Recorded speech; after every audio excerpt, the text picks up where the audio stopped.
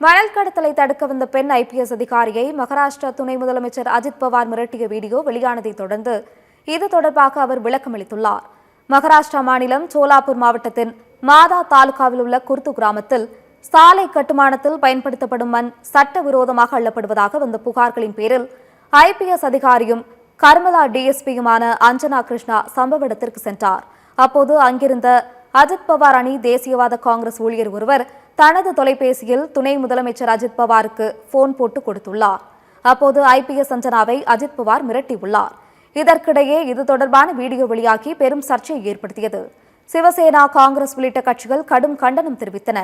இந்நிலையில் இது குறித்து அஜித் பவார் தனது எக்ஸ் பக்கத்தில் விளக்கம் அளித்துள்ளார். அவரது பதிவில் சட்ட அமலாக்கத்தில் தலையிடுவது தனது நோக்கமல்ல என்றும் நிலைமை மோசமடையாமல் இருப்பதையும் உறுதி செய்வதே தனது நோக்கம் என தெரிவித்தார்.